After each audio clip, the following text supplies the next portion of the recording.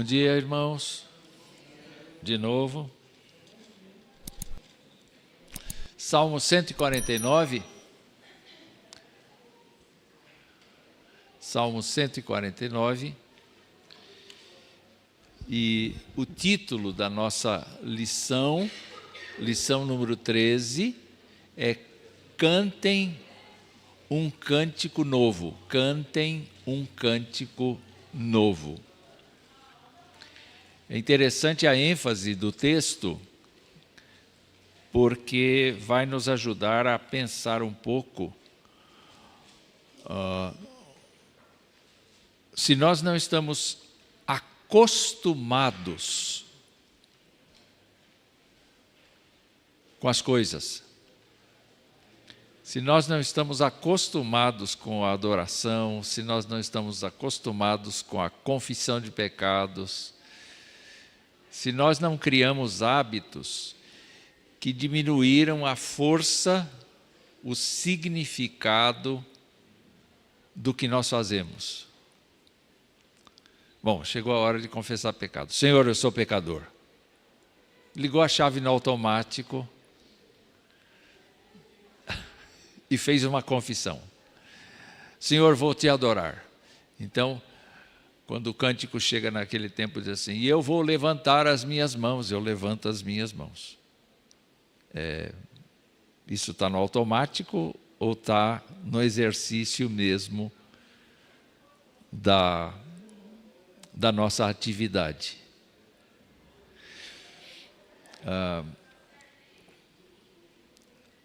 Você presta atenção para fazer macarrão, para fazer arroz e feijão? Ou já está no automático? Não é?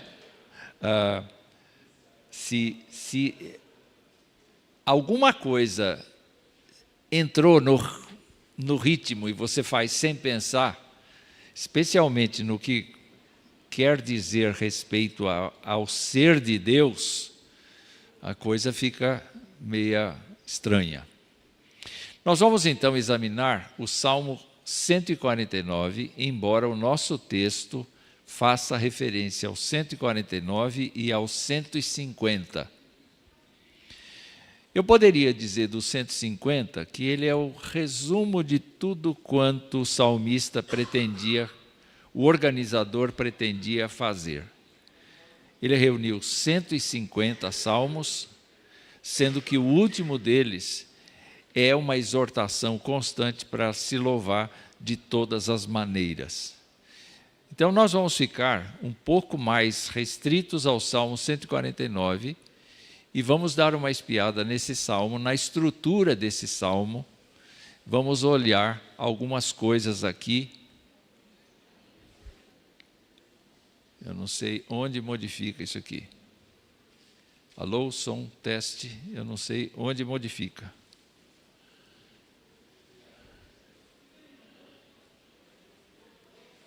Alguém daí do departamento pode me ajudar, não? Por favor, não está mudando aqui. Para onde? Ele deu uma vibradinha, mas não sei se... Vamos ler o Salmo, então, enquanto aguardamos a transparência. Vamos ler juntos? Salmo 149. Aleluia, cantai ao Senhor um novo cântico e o seu louvor na Assembleia dos Santos. Regozije-se Israel no seu Criador, exultem no seu Rei e os filhos de Sião. Louvem-lhe o nome com flauta, cantem-lhe salmos com adufe e harpa, porque o Senhor se agrada do seu povo e de salvação adorna os humildes. Exultem de glória os santos, no seu leito cantem de júbilo. Nos seus lábios estejam os altos louvores de Deus, nas suas mãos espadas de 2 gumes, para exercer vingança entre as nações e castigo sobre os povos, para meter os seus reis em cadeias e os seus nobres em grilhões de ferro, para executar contra eles a sentença escrita, o que será honra para todos os seus santos. Aleluia. Muito bem, olhando para este salmo, o nosso autor Alan Harman, de Comentários do Antigo Testamento, divide o salmo em 3 partes. A primeira delas é o eixo central de toda a atividade.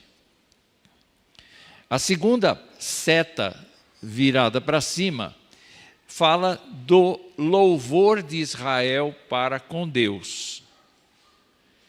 E, continuando nessa exploração do louvor para com Deus, de cantar um cântico novo, a ideia seguinte do versículo 6 ao 9 mostra como é que o louvor do povo de Deus vai, de certa maneira, ajudar a Deus no exercício da sua justiça diante do mundo. Então, nos convida a louvar a Deus, como louvar a Deus. E depois disso, como o louvor a Deus vai trazer juízo para quem não louva a Deus. Basicamente são essas as ideias. Então, primeiro conclamação ao louvor, depois regozijando-se no Senhor e depois regozijando-se na esperança.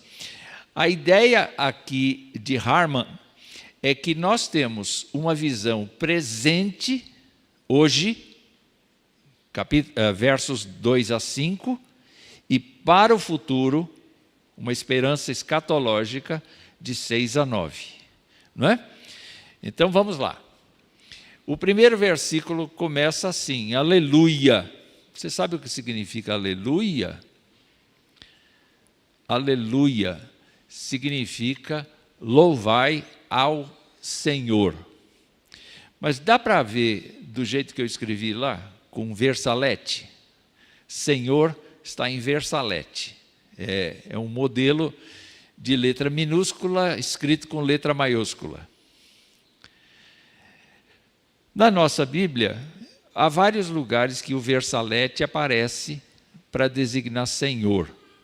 E quando está lá Senhor em versalete, está Yahvé, o nome que Deus deu para Moisés, lá atrás em Êxodo.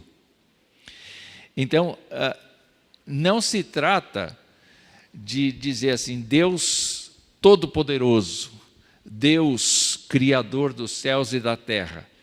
Esses são alguns nomes de Deus, mas o Salmo aqui não se refere a nomes de Deus como Criador, como sustentador da vida, como Todo-Poderoso, nada disso. Significa que Deus é o Deus da aliança feita com Abraão. É o nome particular de Deus. Você pode entender a coisa da seguinte maneira. Todo mundo pronuncia o nome de Deus aqui à nossa volta. Mas quase ninguém tem relacionamento com Ele. Então, quando a gente fala, o meu Deus, o nosso Deus, nós não estamos falando de um jeito que o mundo fala. Nós estamos falando de um Deus que a gente tem relacionamento, que a gente tem experiência, que a gente tem vivência. Não é? As pessoas não sabem nada a respeito desse Deus. Pronunciam o nome dele, mas elas têm algumas esperanças enquanto nós temos uma vivência com Deus. Quando o povo de Israel foi chamado para servir a Deus, era bem nítido que as pessoas de fora adoravam múltiplos deuses, muitas divindades, enquanto que os israelitas tinham que adorar um Deus que eles não enxergavam com os olhos. Eles tinham que crer na existência desse Deus. E Deus fazia o favor de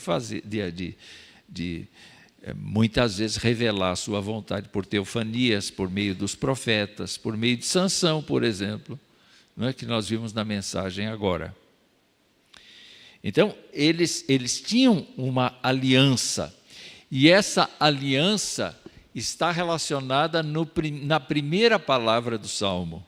Quando eu digo aleluia, significa louvai ao Deus do pacto, louvai ao Deus que nos redime, louvai ao Deus que nos salva, louvai ao Deus que nos ama, que nos vai conduzir para a sua presença no fim da nossa vida. Esse Deus com quem a gente tem amizade.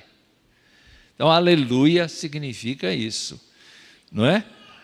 Se você, olha, e a gente às vezes vai no automático, às vezes a gente vai no automático, não é? Fulano de tal ganhou a eleição, aí a gente sai com essa, aleluia.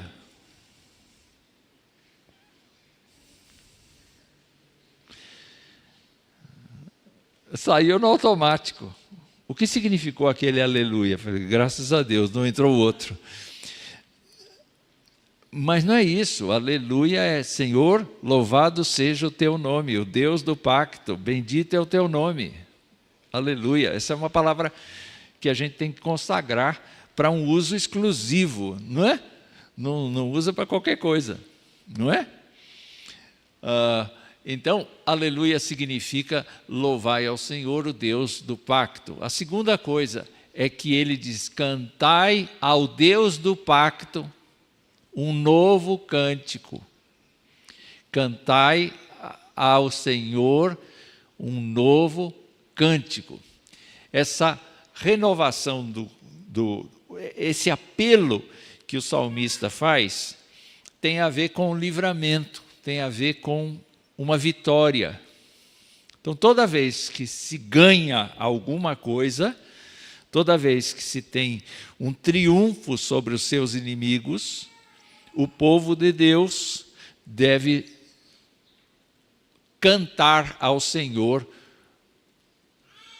E essa expressão cântico novo, ela aparece no Salmo 96.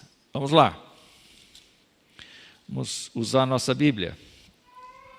Qual a primeira frase do Salmo 96?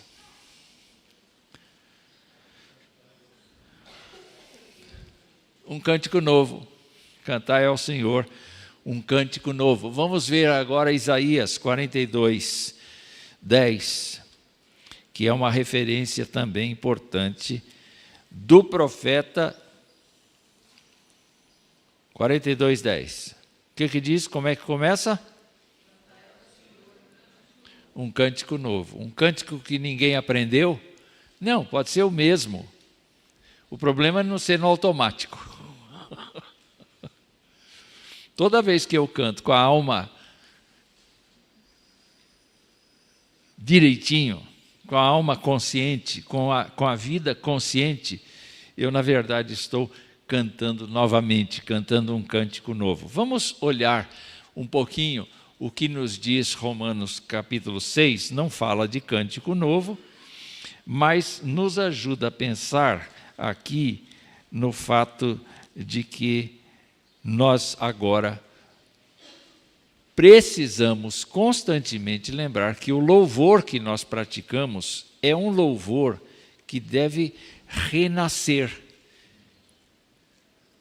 Todos os dias a gente deve ficar encantado com o Senhor. Cada vez que a gente canta, encantados. Cada vez que a gente ouve a palavra do Senhor, encantados. A ideia desta renovação espiritual. Vamos lá. Capítulo 6, verso 4. Alguém pode ler, por favor?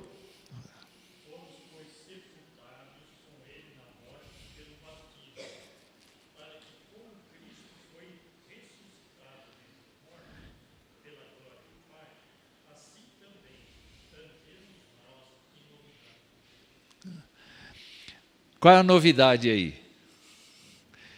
Nós fomos sepultados com Cristo no batismo e nós fomos ressuscitados juntamente com Ele. Quer dizer, quando Jesus entrou na nossa vida, nós fomos mudados. Nós nos tornamos conscientemente adoradores de Deus. Nós somos adoradores de Deus, apesar de sermos pecadores. E diante dessa circunstância, queridos irmãos, diante desta circunstância, o apóstolo Paulo diz assim: olha, as coisas do passado já eram. O jeito de eu me expressar no passado já era. O jeito de eu reconhecer o poder de Deus já era. Todo dia eu preciso estar renovado na minha maneira de vivenciar as coisas espirituais. Cada dia é um dia novo. Eu não sei vocês, mas como é que a gente deveria orar quando a gente acorda? O que a gente deveria orar quando a gente acorda? Vamos discutir isso aqui um pouco.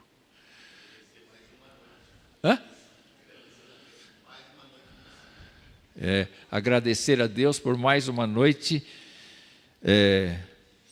vivida que Ele nos deu. E pelo dia, você agradece? Não?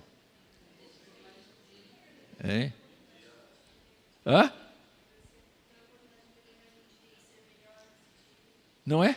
Agradecer a Deus por mais esse dia e por viver mais esse dia.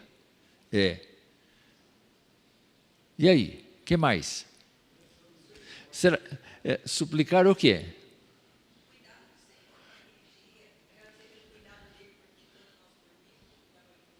Agradecer o cuidado da noite passada e agradecer e suplicar pelo que o cuidado dele pelo que virá. Algum de vocês diz assim: Senhor, o Senhor renovou a minha vida, estou acordado, eu sei que a minha saúde é assim, não é? Ela oscila muito, mas eu quero me oferecer ao Senhor para que o Senhor faça o que quiser de mim hoje. Eu não sei se alguém é louco de orar assim. Você ora para que Deus te use naquele dia. Ele sempre põe um imbróglio na sua frente, não é? Para que Ele solucione, não é? Não é?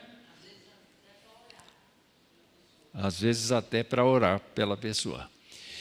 Então, quando o salmista fala do cântico novo, é essa centelha que volta a brilhar. É essa ideia de renovação. Vamos cantar com a mesma vibração de ontem, vamos cantar com a mesma alegria de ontem, vamos cantar com a mesma percepção de ontem, não é? E ainda continua esse aspecto do cântico novo em Apocalipse, capítulo 5, verso 9. Dá uma espiada lá. Apocalipse, capítulo 5, verso 9.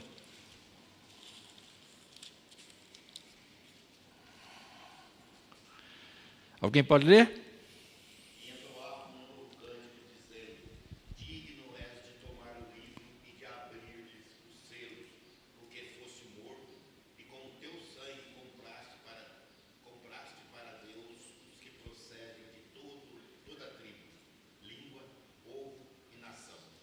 Mais um. E para o nosso Deus os constituísse reino e sacerdotes, e reinarão sobre a terra. Como é que começa o versículo?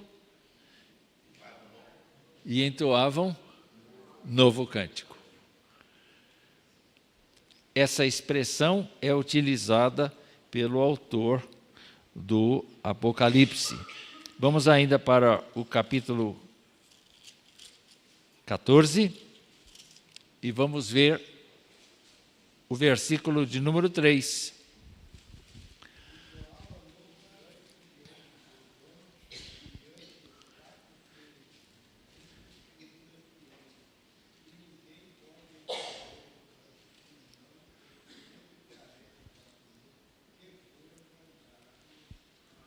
Você viu?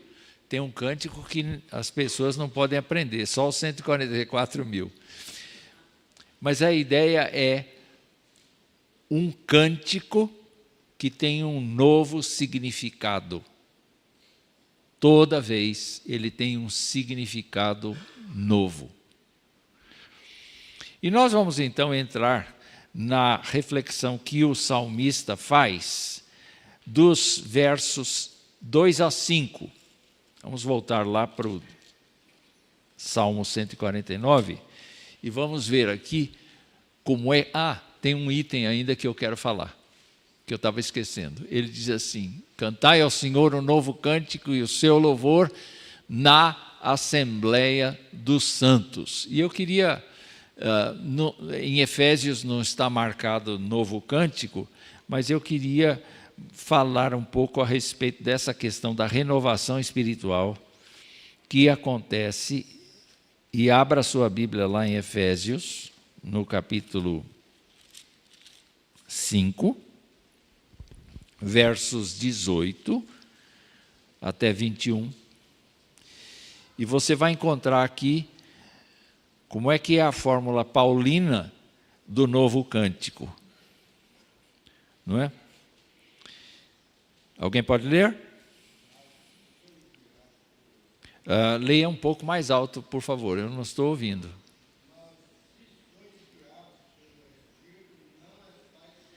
É o 18? Efésios 5, 18.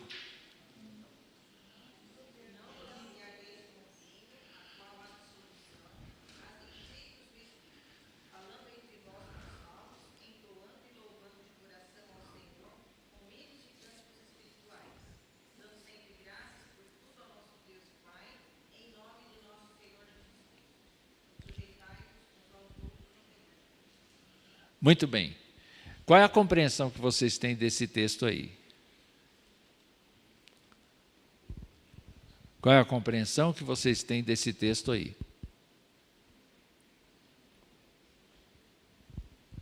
Alguém pode me ajudar aqui? Porque na transmissão só vão me ver parado, quieto, calado.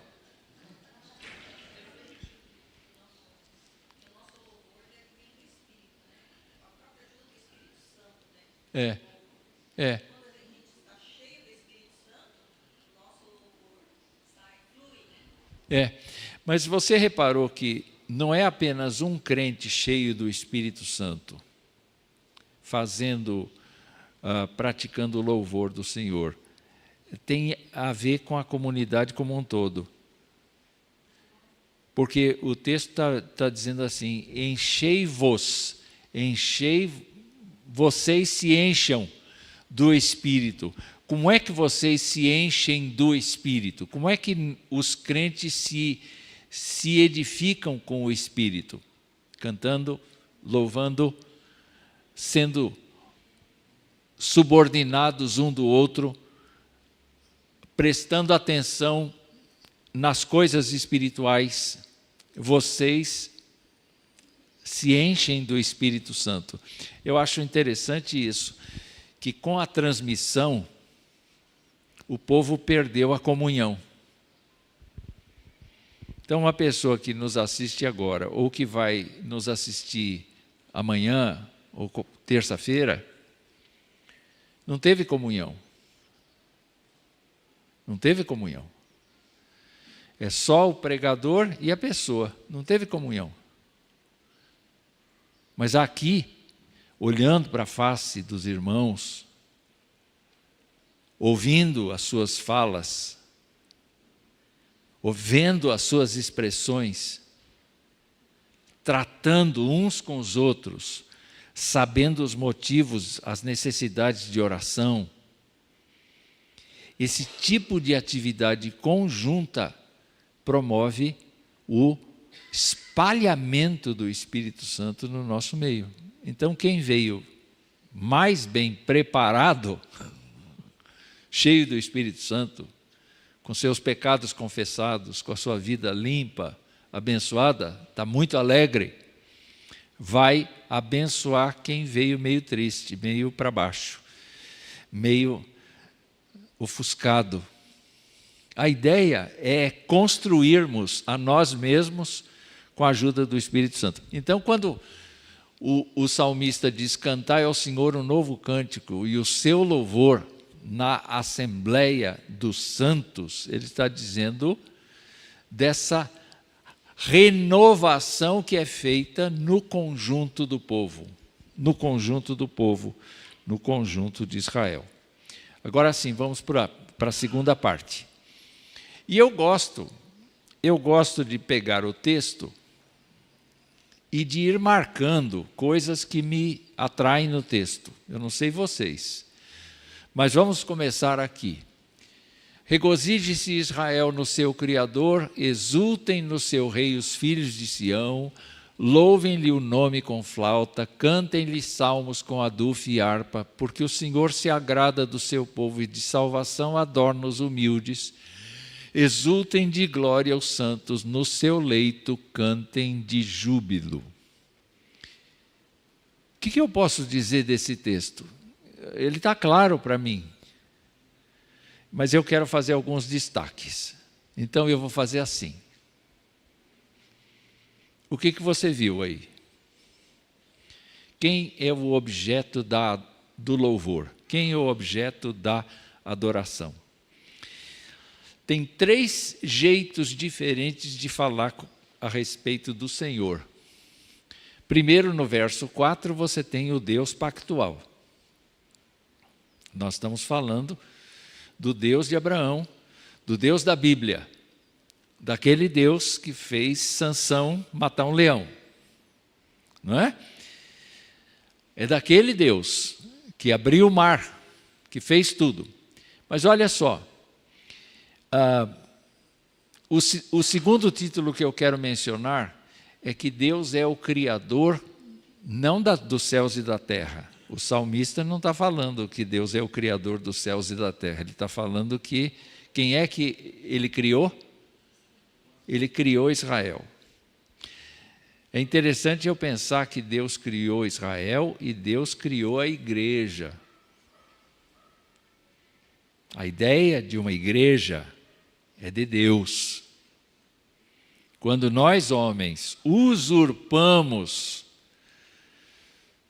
o espaço de Deus, nós estamos pecando. Porque nós estamos reunidos aqui por causa dele, não por nossa causa.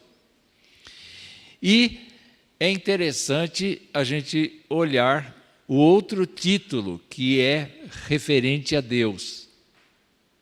Ele é chamado de rei. De rei. E rei faz o quê? Rei governa. Rei governa. Então, essas 3 anotações aí querem dizer o que para você? Deus tem um pacto, Deus criou um povo para si e Deus governa esse povo. Bacana, né? Não é gostoso fazer isso? Então, você tem que fazer isso. Você pega a sua Bíblia, lê a sua Bíblia, você vai marcando, você vai classificando assim, dentro do texto, algumas coisas. Vamos ver outra anotação agora. Vocês estão vendo Israel, filhos de Sião, povo do Senhor, humildes e santos. Traduza isso. Traduza isso. Quem é Israel? Israel é o país ou é o povo de Deus? Israel é o povo de Deus. O novo Israel é composto de judeus e gentios salvos por Jesus Cristo. Então, este povo se mexe na terra, ele está vivo. Ele está vivo. Nosso pastor foi para a Coreia e o que ele viu lá? O que diferente ele viu lá? Ele viu crente falando em coreano. Mas no que é igual? É que é crente. É que é crente, é povo de Deus. Louva o mesmo Deus, quer dizer, Deus é internacional. Então, quando quando o salmista está falando desse Israel, ele está falando do povo de Deus que se subordina a Deus, do povo de Deus que está na terra prometida por Deus, do povo de Deus que tem a lei do Senhor, que tem todos os requisitos dos sacrifícios, todas as coisas que Deus ordenou. É um povo que vive no convívio com as coisas do Senhor. E ele, então, chama Israel de outra maneira. Há um paralelismo aí. Ele chama de outra maneira. Como é que ele chama? Filhos de Sião. E Sião é um lugar, mas Sião também é uma instância. Quando eu penso, a lei do Senhor vem de Sião. Sião, aí, não é um lugar físico. Sião aí, a lei do Senhor vem de Sião. Representa que vem do seu próprio trono, que vem do seu próprio lugar. Então, Sião é classificado como um lugar de Deus.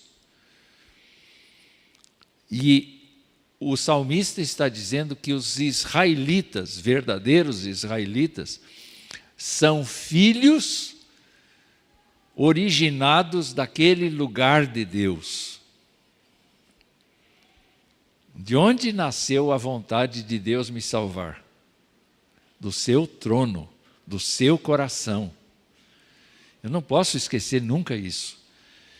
Então, o cântico novo, o acordar de manhã e fazer uma oração para Deus, é dizer: Senhor, este novo dia que o Senhor me deu, este é o dia que o Senhor fez, eu devo me regozijar e me alegrar nele.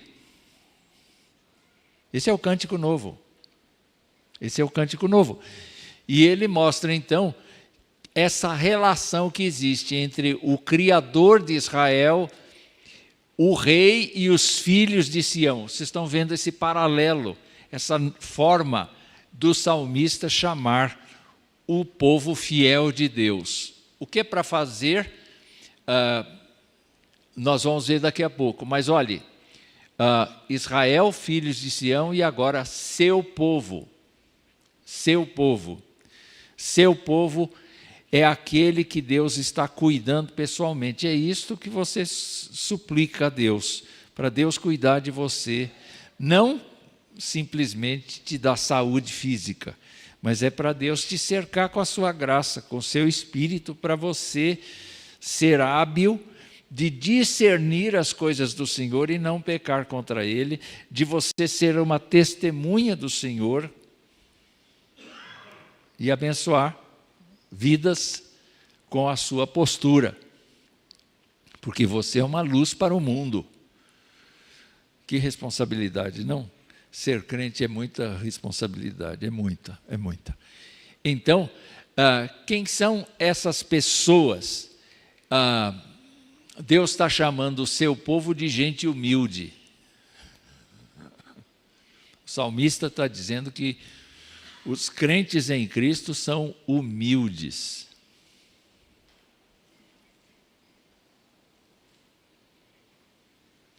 O que você entende por isso? Eles não têm conhecimento, eles são um povo pobrezinho, um povo que se dobra diante de tudo, é isso?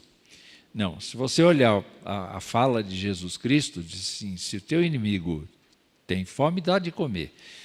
Se o teu inimigo te bate numa face, dá outra. Bem-aventurados os pacificadores, bem-aventurados os misericordiosos, bem-aventurados os humildes de coração. Os crentes são pessoas que se reconhecem dependentes de Deus. Eu preciso de Deus para viver. Enquanto que o ímpio diz: eu não preciso de Deus para viver. Então, o Salmo nos encaminha para isso, e os humildes são adornados, são enfeitados com a salvação. Então, ele termina essa sessão dizendo: exultem de glória os santos. Vamos recordar aqui, não, vamos voltar. Primeiro, vimos que Deus é o Criador de Israel, o Rei dos filhos de Sião, o Senhor do pacto.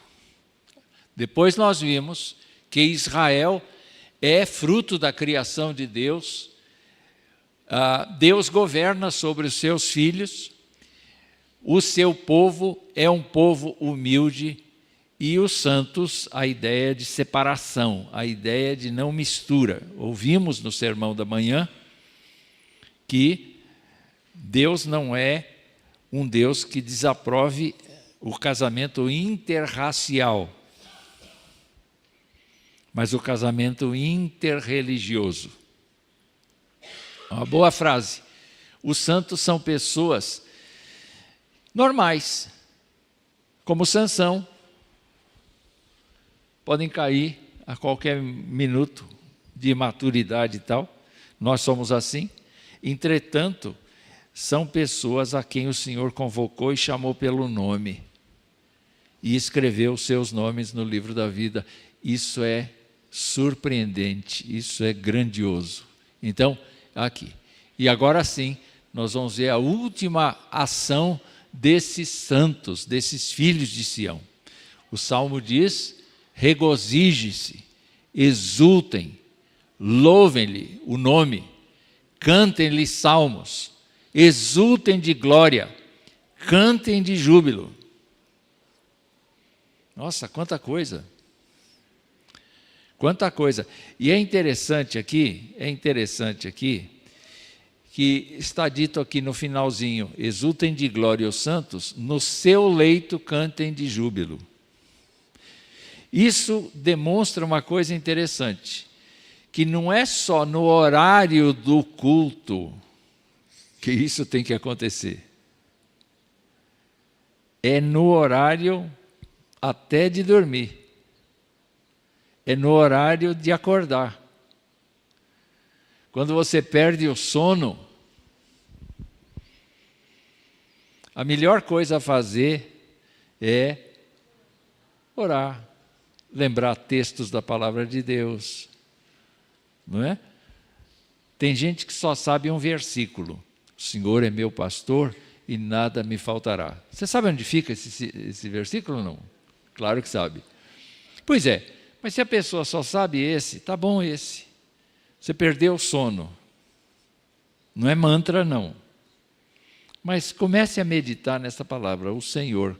Quem é o Senhor? O Senhor é o Deus que me salvou. Ele é meu pastor.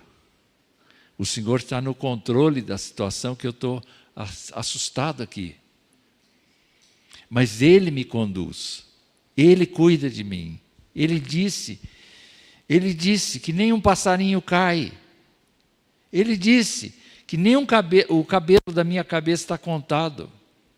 Se bem que alguns aqui não precisa, Deus não precisa muito, né? Porque o cabelo está rareando, né? Mas Deus conhece tudo. Deus sabe da minha necessidade.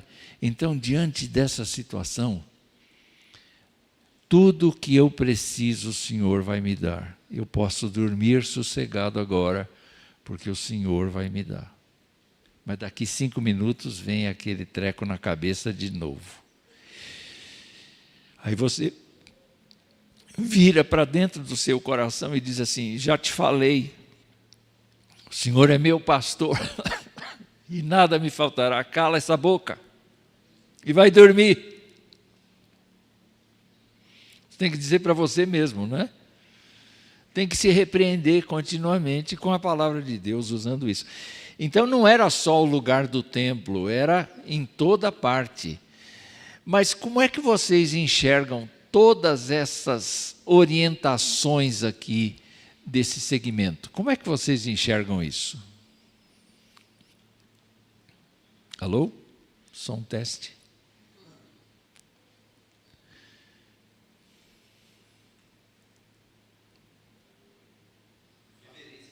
Hã? Reverência. Reverência é um jeito de fazer. Uma ordem. Tem alguma ideia aí de gratidão? Tem? A ideia de gratidão. O apóstolo Paulo disse assim, que nós devemos lançar toda a ansiedade diante do Senhor por meio de orações, súplicas e ações de graça. A ação de graças é exatamente a gratidão, mesmo sem ver a coisa acontecer. Ó Deus, o Senhor me amou desde o princípio. O Senhor permitiu que eu nascesse. O Senhor foi me buscar onde eu estava. O Senhor falou ao meu coração, o Senhor me perdoou. O Senhor me ama muito. E eu quero te agradecer por uma coisa que eu ainda não vejo, mas eu creio que o Senhor é poderoso para fazer. Eu estou colocando diante do Senhor a minha ansiedade agora por causa disso, disso, disso e daquilo. E eu louvo o teu nome, porque antes de eu falar com o Senhor já sabia. Mas eu quero te agradecer, porque eu sei que o Senhor vai agir de um jeito tão maravilhoso na minha vida, que tudo vai se resolver segundo a tua graça.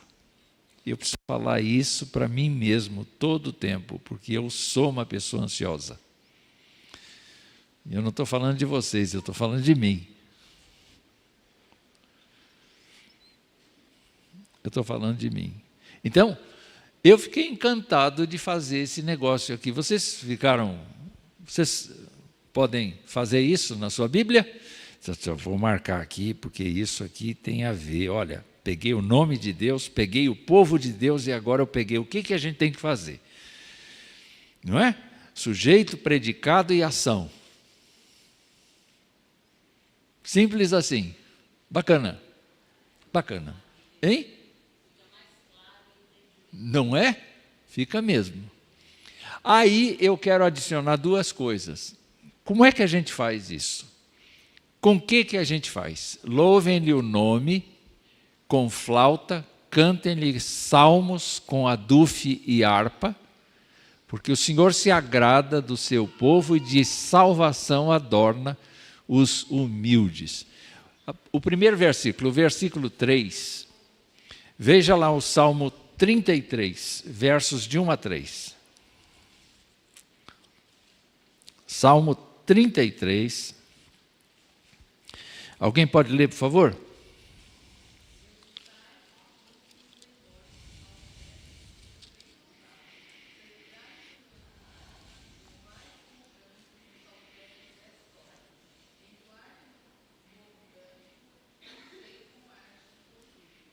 Muito bem. O que você entende disso aí? Foi Isabel que leu? Não vou perguntar só para Isabel, vou perguntar para todo mundo aqui. O que eu devo fazer no Senhor? Mas aí que está. Exultar. O que é exultar?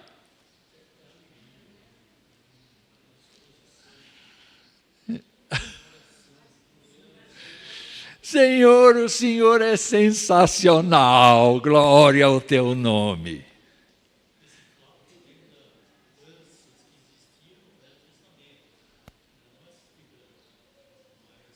Não a dança sensual, né? Mas a dança é de alegria, né?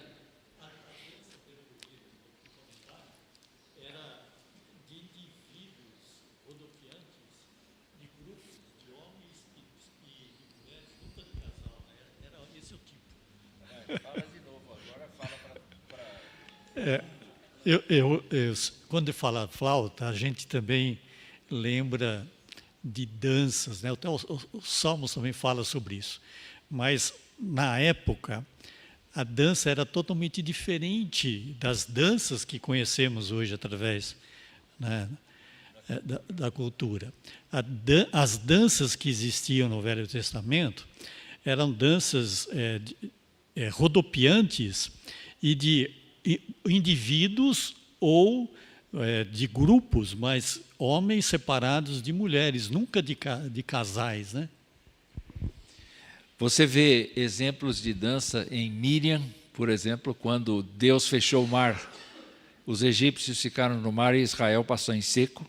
Ela reuniu as mulheres, foi a Asaf daquela época, e foi uma dançação que não teve tamanho, com tamboris, com todas as coisas da cultura do povo de Israel. Eu quero dizer uma coisa para vocês aqui. Eu não sei se o pastor Thales está comigo nessa ou não. Mas daqui da frente, os dirigentes de culto também percebem isso. Daqui da frente, quando a gente está dirigindo o culto, e a gente tem uma música que mexe com o íntimo das pessoas, as pessoas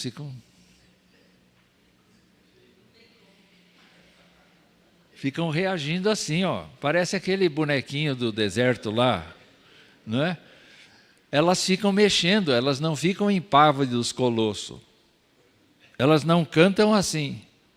Elas cantam com liberdade, com alegria. Algumas delas olham para o alto, outras fecham os olhos. É interessante ver. Até lá do fundo a gente percebe as pessoas se expressando diante de Deus. Há pecado nisso? Não, não há pecado nisso, não.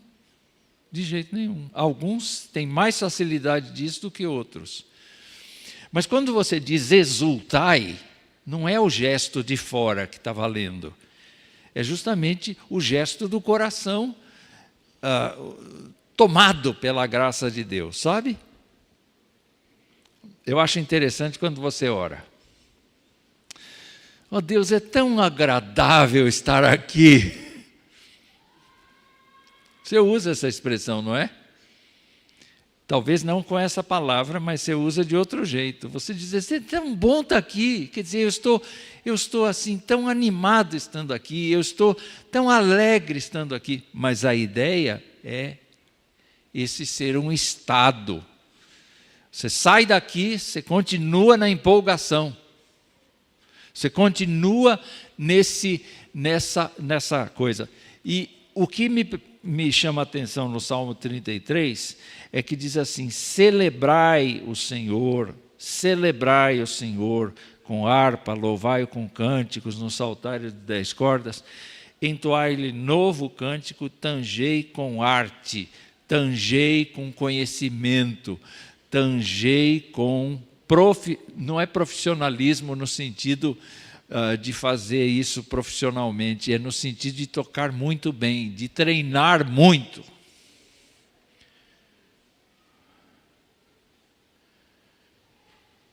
A nossa igreja, a nossa denominação, de um modo geral, é muito ruim de música. Que igreja fraca para música. É verdade. Os nossos filhos, nós mesmos, nós deveríamos aprender a tocar instrumentos musicais. A gente às vezes acolhe pessoas que vieram da congregação cristã do Brasil e lá é lei. O cidadão tem que saber música, é lei. Por que aqui a gente não desenvolve a música? Por que aqui a gente não desenvolve... Eu não estou falando na nossa igreja local. Graças a Deus a gente tem um time interessante que ama estar na frente e liderar. Mas eu estou dizendo, por que a gente não tem instrumentos em casa? Por que a gente não toca instrumentos? Não leva jeito. Tem importância? Não tem importância. Desenvolva a arte da música. Eu acho que uma das coisas que a gente faz bem é levar as nossas crianças a cantar, a tocar, a comparecer perante o povo, a enfrentar uma plateia desde pequenos, porque isso vai ajudá-los na formação deles. Mas não só isso, vai instrumentalizar a igreja no sentido da igreja ter uma adoração constante. Gente, a gente precisa de raciocínio, mas também precisa de emoção. As duas coisas juntas. O que não pode acontecer é nós sermos frios, no sentido daquilo cair no lugar comum. Nossa adoração não pode ser um vício. Vamos confessar pecados. Senhor, eu confesso meus pecados. Não, isso não é. Senhor, eu te adoro.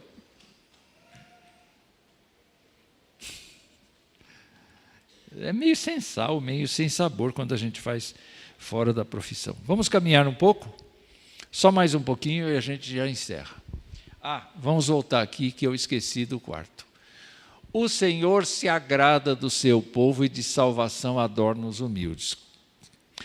Quando fala do Senhor se agrada, Ele não está dizendo que Ele está contente com a nossa vida, mas Ele está dizendo que Ele fica contente quando a gente se submete a Ele, quando a gente o adora de verdade. Então é nesse sentido que Ele se agrada, Ele acolhe a nossa adoração e de salvação nos adorna. Vamos ver o texto de Deuteronômio, capítulo 7, porque aí fica muito claro para a gente que Deus não está imaginando que a gente é mais do que a gente é. Capítulo 7, versículos 7 a 9. Alguém pode ler?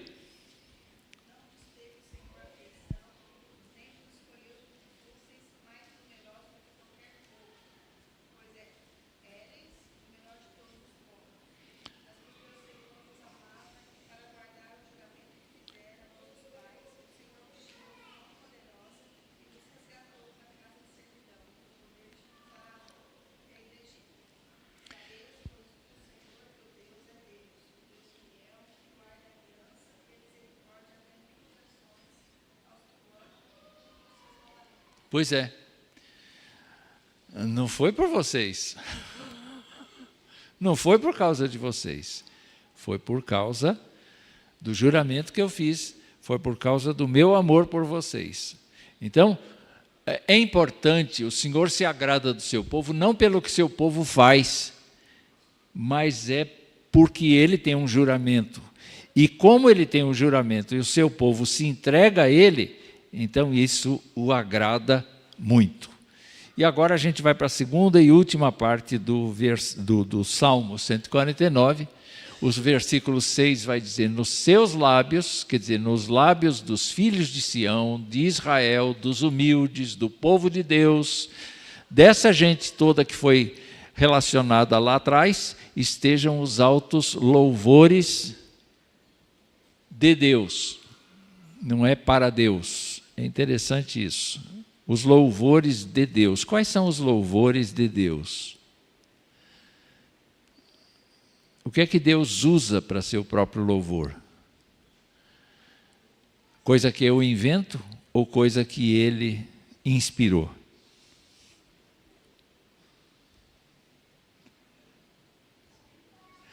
Tem um vídeo recente que diz assim, cuidado com o que você canta, porque o canto hoje está hedonista, egocêntrico, centralizado na autoajuda. Então, o melhor é cantar as Escrituras. Canta as Escrituras. Canta tudo o que as Escrituras ensinam. Então, você precisa ter um discernimento muito alto do que você canta. Pegue coisas que o Senhor já consagrou por meio da inspiração. Então, se você cantar assim, o Senhor é a minha luz, a minha salvação, a quem temerei, a quem temerei. Você conhece essa música? O que é? É o Salmo 27. não é? Então, é necessário a gente ser bem respaldado doutrinariamente para cantar. E quando o povo de Deus canta os louvores de Deus, e nas suas mãos tem a espada de 2 gumes, quer dizer, aquela arma afiada que corta para cima e para baixo, o que você vê aqui? Tem 3 vezes a palavra para. Você viu? Para no verso 7, para no verso 8, para no verso 9. Então, isto aqui é uma coisa nacional, quer dizer, Deus manteria Israel livre das nações em volta, Deus manteria os reis dessas nações presas, o rei de Israel executaria contra eles a sentença escrita. Não é o crente se vingar. E nós vamos ver aqui, então, como é que isso seria. Para exercer vingança entre as nações e castigo sobre os povos. Quando a gente lembra o primeiro salmo, o que a gente lembra lá? Os ímpios, porém, não são assim, são como a palha que o vento dispersa, e eles não prevalecerão na congregação dos justos. Quem vai fazer isso? É a igreja? É Israel? Não, é o Senhor. Mas com quem? Com um povo que rejubila, com um povo que exulta, com um povo que canta a glória de Deus, com um povo que vive para a glória de Deus. É interessante a gente olhar isto. O texto de 2 Tessalonicenses é um texto muito bonito e você pode ler isto em outro momento. O verso 8 diz para meter os seus reis em cadeias e os seus nobres em grilhões de ferro.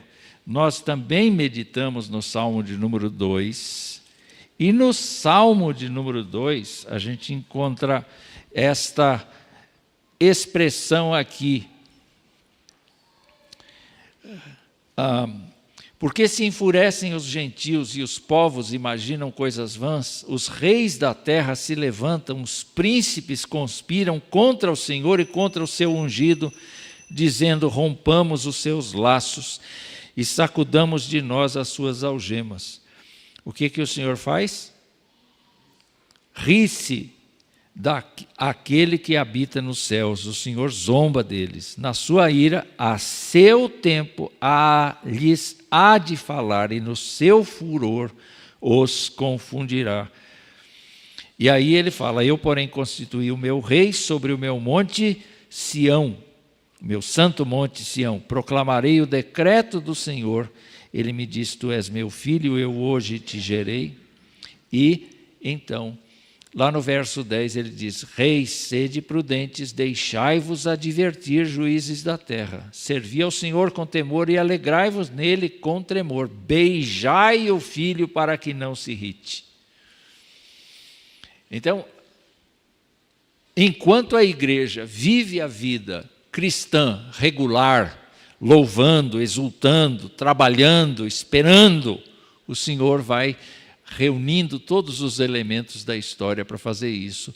E isso está confirmado em Apocalipse, capítulo 6. E a última coisa, para executar contra eles a sentença escrita. Vamos ver o Salmo 37, versículo 8.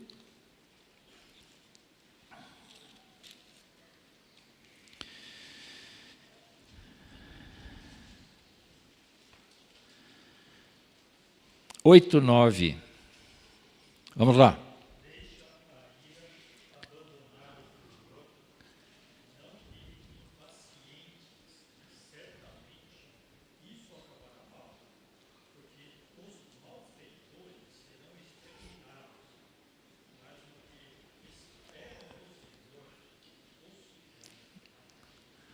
Qual é o sentido dessa palavra para você? Eu acho que o contexto melhor seria o versículo 7 até 9.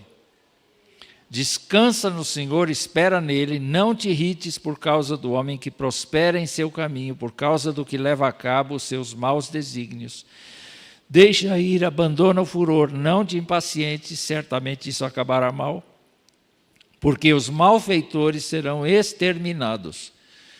Os malfeitores serão exterminados. Qual é o diferencial de um crente para um não crente? O crente é uma pessoa que vive num estado de profunda admiração do seu Deus e fala disso toda hora.